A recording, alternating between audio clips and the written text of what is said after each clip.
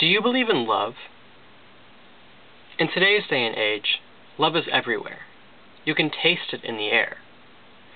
We can't turn on the TV without seeing a love story, and sites like eHarmony and Match.com push us to find someone to fall in love with right now. Love is the root of all of our stories. It is the drive, the motive of our lives. Most people have a hard time putting a solid definition to the word, though. It's one of those odd things in life that we can identify, describe, and even feel, but we can't say exactly what it is. As hard as it is to put words to love, most people have the same way of showing it. When they find someone who they love, and whom loves them back, most people get married. I say most people because a strange thing is happening in America today. Instead of being open and accepting, like we as Americans like to say we are instead shaking our heads and telling perfectly normal gay Americans that they do not have the right to get married. We have stripped these gay Americans of their equality and sent them on their way, saying that homosexuality is unethical or unhealthy. I believe that every person in America should have the right to marry because we are all capable of love. We have a separation of church and state and an unyielding belief in justice and equality. Up until recently throughout history, we said that marriage was not an act of love, but an act of economics. Marriages happened because it benefited one or both of the families, and they were arranged from birth, for reasons ranging from money, political power, alliances, to even land gain. You got married, and then if you were lucky, love followed. Marriage was a cold institution. But how often do you see or hear about people getting married for these reasons today? Almost never. And when people do get married for money, they are shunned. Old ladies gather together and shake their little heads, saying things like, "Disgusting, isn't it? It's all about money," or "There's no love in that marriage." The fact that we become so outraged when people get married without love proves that we've moved into a new era in which people are free to explore their love, to celebrate it, and to get married because of it. Love comes first, and for most people, marriage follows. Anyone can fall in love, even gay people. Many people say that marriage is a religious institution, and that since the Bible says that homosexuality is wrong, then gay people should not be allowed to marry.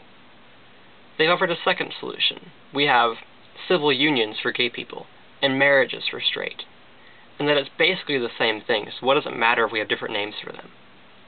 If they were the same thing, we wouldn't have different names for them to begin with. And besides, in 1954, in the Supreme Court case Brown versus Board of Education, the Supreme Court ruled that separate but equal institutions were inherently unequal and unconstitutional. Now, the Supreme Court is talking specifically about segregation of school systems in America, but the core values that all people should be treated the same applies to all civil rights. The argument that marriage is a religious institution would be a completely valid argument, except for one thing. Marriage is no longer a religious institution. It's a civil institution, meaning that the church plays no part. I don't have to step foot inside a church to be married. I can call the courthouse and make an appointment, and then go down and be married by a judge without ever having a pastor or priest's blessing. This is a very clear-cut example of the separation of church and state in our nation. As Americans, we have been raised to be proud of how we're the land of the free and the home of the brave, to be proud of our justice and equality. That last one's the one that gets me the most. Equality. We base our nation on the fact that all men are created equal. But do we truly have equality? No. No, we don't. Every day, thousands of American people wake up next to the person that they love and wish they could marry them, but they can't. This is a direct violation of that person's civil rights. Telling person A, you can get married, and telling person B, you can't get married, goes against everything America stands for. According to Roberta Goldberg of News Times, there are 1,138 rights that same-sex couples don't have. Let me say that again. 1,138 rights. These range from Social Security benefits to filing joint taxes. We're not talking about just one right here. Yes, the prohibition of the right to actually get married to who you love is the most offensive right being violated, but the situation is far greater than that. For some reason, we've let the situation get so far out of hand that we've actually put it to a vote. This is completely ridiculous. Here's what I mean. Slavery in America was one of the worst, if not the worst, violations of civil rights we've ever seen. When President Lincoln issued the Emancipation Proclamation in 1863, it wasn't decided by vote. And I'm not saying that the violation of the right to marry who you love is anywhere near the atrocity that the institution of slavery was. What I'm saying is that it is never okay to allow the majority to decide the rights of the minority. Unfortunately, this is the route we have to take.